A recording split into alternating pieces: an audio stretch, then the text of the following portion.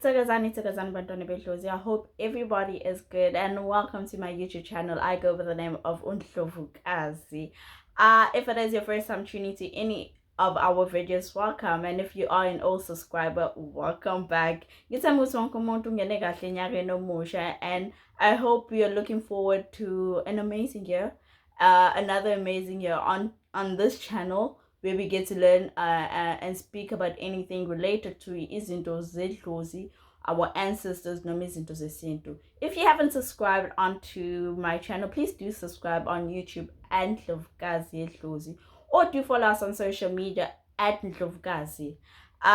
So yeah, today I want us to speak about ukubaluleka kokugeza, especially ngoba uqala unyaka.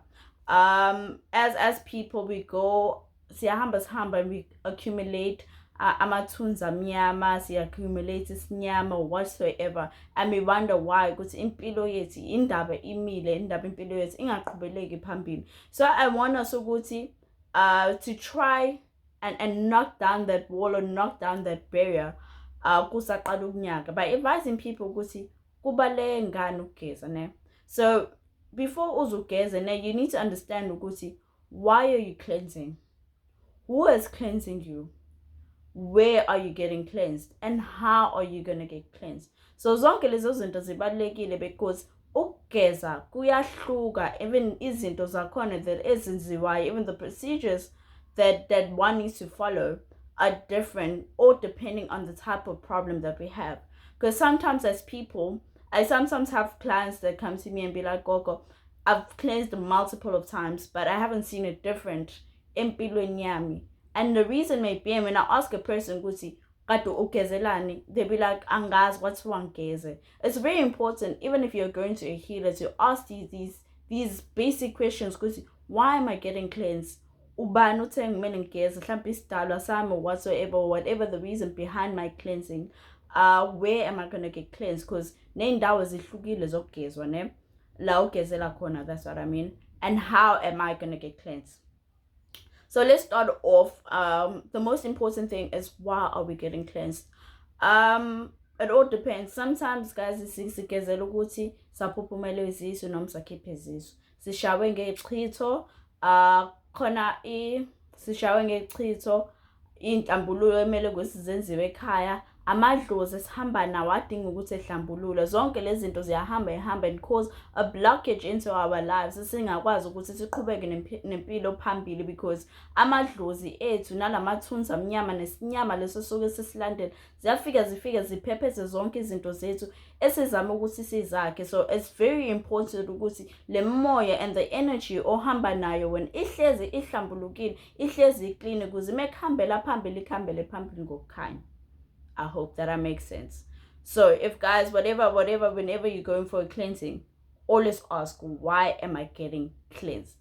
When also yazi, a part of us sometimes siyazi ukuthi suke sigezelani, because you know if wakhipha isisu kumele ugeze ukuze ususe lelo thunzi lemnyama. If wasikhipha futhi isisu noma ihara noma saphuphume isisu, you need to get cleansed ukuze nengane la ikhona ihlale ngendlela enhle, ibe ukukhanya futhi empilweni yakho, ukuze ibe nayo idlozi elihle empilweni yakho, lingafika likuphephethele zonke izinto zakho ohamba nazo. Uma ushaya ngesichitho, isichitho number 1, guys, already it is negative energy. So noma ubani esuke kushaya ngaso leso sichitho usuke kuvalela izinto zakhe empilweni, ukuthi izinto zakho noma yini ozama ukuyenza wena ingenzeki, ungathandeki nabantu. So your aura alone nayo ihlezi iyimbi, kube ngathi khona ifa lemnyama ohlezi uhamba nalo oshaya nesichitho. Nasebusweni sometimes izinto ziyavumbuka kuwena, kube ngathi uyanyanyisa. So all those things that you need to get cleansed. Sometimes mele ukuthi sigeze idalwa esihamba naso, because most of the time amadlozi ethu asihambela phambili. So if idalwa zakho ohamba nazo zingahlambulukile, nazo zizofika phambili zikubangele chaos, whatever izinto that you're trying to build in your life. So ngakho kubalekile ukuthi nawe idlozi lakho lihlezi lihlambulukile, nomsamo wakho uhlezi uhlambulukile and uclean. So for whatever particular reason you're going to be cleansing for, zonke lezo zinto zizohluka, and the way you cleanse and where you're going to get cleansed. So moving on to who's going to cleanse you nalokho is also important, because sometimes you may go to a healer and they're saying that you need to get cleansed, kanti thola ukuthi that healer is not the right person to cleanse you, ingakho isho naleso sigezo sakho ozobe usenza singabe impumelelo. Sometimes you need to self-cleanse. Amanye amadlozi afuna ukuthi wena uzenzele wena izinto.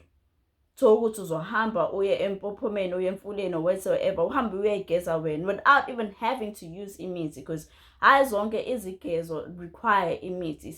Amanye amathongo whatsoever just require you ukuthi uye khona to the physical water ukuze uhlambulukeke and whatsoever, because hayi amadlozi wonke asebenzisa imithi, khona abanye abasebenzisa iwash. So you also need to know that, because whether or not isigezo sakho that you're going to do at that specific time, does it require you ukuthi usebenzise imithi yini, or does it require you ukuthi usebenzise iswash, or does it require you to usebenzise amanzi angcwele, amanzi abusisekile, or does it require you ukuthi usebenzise amanzi lawa aphuma kumdali wethu, like your natural waters such as your ocean, your rivers and whatsoever. And sometimes angithi umelaphi uyakwazi usekunikeze leyo mithi or whatsoever. Thola ukuthi nalo umelaphi ozoyakuyena is not the right person ukuthi ekugeze, hayi ngoba mhlawumbe akanayo leyo mithi or whatsoever oyidingayo ukuze ekwazi usekugeze. Thola ukuthi idlozi lakho nelakhe alikwazi ukuthi lihlangane kahle, ingakho kubalekile ukuthi before you even get cleansed as umuntu ukuthi hambe ekhaya qala before cleansing 7 days before. Qala uphahle and ubike idlozini lakho ukuthi namhlanje bogogo nomkhulu ngicabanga ukuthi ngiyogeza whatsoever. Cela ukuthi ningikhombise lowo muntu okumele ukuthi engeze, because not every traditional healer, guys, comes with the most purest intention. Thola ukuthi uthi wena uzogeza kanti lowo muntu uzokungcolisela izinto zakho kakhulu. So that is also important, and it's something that you also need to consider when doing a cleansing. Okay, where do we get cleansed? So there's different types of places where you get cleansed. Kona umfula, sometimes, because most of the time, for example, miscarriages and whatsoever. Miscarriages, ukhipha kwezisi require amanzi ahambayo. So isemfuleni, kumele ugezele emfuleni sometimes. Sometimes ithongo lakho lizofuna ukuthi uhambe uyoyihlambulula kephi elwandle, at the ocean. So that's another place where you get cleansed. Another place is empophomeni. So ukuthi bafuna ukuthi amanzi ekushaye, and sometimes amanzi uma ukuthi ekushaye ukuze ukwazi ukuthi uhlambuluke ngalendlela abafuna ukuthi uhlambululeke ngayo idlozini lakho. Sometimes uma ukuthi uyogezele ehlathini, sometimes idlozi lakho would want you to get cleansed ehlathini. Khona le ndawo kube ngathi isidulu, yeah, something to isidulu la kumele ukuthi ugezele khona, ushare wonke lowo mabhadi akho noma konke lokho okungcola kwakho khona. So all these things, there's also questions that you also need to ask your healer and take into consideration, because each problem requires a different place la able to gezele khona, because some problems awadingile isho amanzi or whatsoever. So uzofika khona kamakhosi, so umakhosi has indawo la igezela nabantu khona within the yard, uyakwazi still ukuthi umuntu egezele egcekeni lakhe and all that. The different types of chicken. So what's in you need to ask, does it require chicken? Because I don't require chicken whatsoever. Gezo that may require a goat. Some gezo may just require when you gets wash of pay. So all these things you need to ask, guys, because they also have an impact in the success of ukugeza kwakho, and the success ukuthi izokuvulela yini indlela neinhlanhla lezo ufuna ukuthi ivuleke empilweni yakho ukuze ibe khona le nqobela phambili oyifunayo, or whatever peace that you are searching for, or whatever end results that you're wishing to get at the end of the cleansing. Because sometimes ukuthi uzohamba uyogeza ne nakhona masugezile, guys, you're supposed to feel a difference, even if it's a spiritual difference or a physical difference emzimbeni wakhe nasemoyeni wakhe, kube ngathi khona izinto mekuthi ikhululeke kuwena emva kusugezile. It may not be instant, but you need to also see the progress and whatsoever. Nalezo indonga kade zimile ngaphambili kwakhe empilweni zikuvimbela ukuthi uqhubeke phambili, kube ngathi ziyawa after your cleansing. So you need to consider all those things, guys. How do you get cleansed? Because there's different procedures. Or ukugeza umuntu ngeke ukuthi umuntu ophuphumela wengane ngimgeze the same way njengomuntu okade eshawe ngesichise, because those are two different problems, and I can't give you the same treatment, or I can't give you the same imithi efanayo to solve the problem, and you'll have two different problems. So nalokho kubalulekile, and the things that are used ukuthi ngigeze, they're also different. So it's all these zinto that you also need to take into consideration and ask your healer before actually doing the full cleansing, because guys, cleansing is not, it's not cheap. It's not cheap. If you have to include imali yamakhosi or imali yomthandazo that's going to be helping you and assisting you during the cleansing, and it is something that you also need to buy on the side. Those things are not they're not cheap. Sorry about that. They're not cheap. So ingakho ukuthi you need to make sure ukuthi uyaphahla idlozi lakho likukhanyisele le, ucela indlela phambili ukuze la ufika khona nezonke izinto zakho bakwenze ngendlela right, and bekwenzela ngokweqiniso futhi, because you don't want to be out here wasting your time and wasting your money thola ukuthi uyogeza kanti only to make things worse in your life. Because guys, it's very important, and I usually advise umuntu ukuthi in a year try ukuthi ugeze kanye noma kabili, guys, because we have sex, so we collect all these different spirits, guys. Abantu bayasithakatha, basibophela inhliziyo, guys, all that.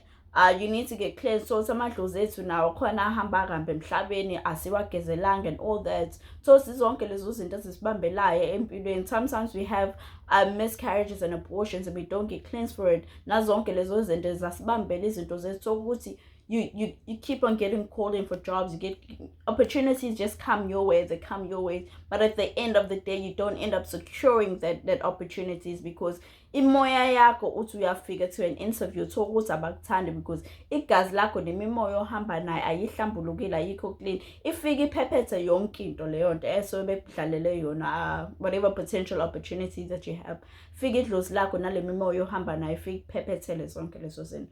So that's why I believe that cleansing is important, just once or twice a year. Because even to consult, try and do it once or twice a year. Ukuze ubheke nawe izinto zakho ukuthi ihamba kanjani, because sometimes so ukuthi izinto ezincane gaza zisibambile ukuthi siqhubeke phambili.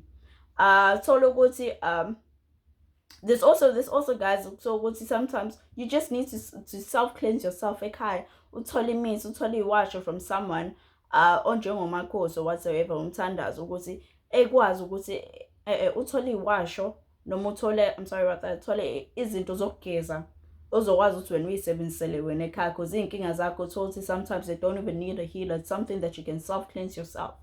So you need to take that all into consideration, guys.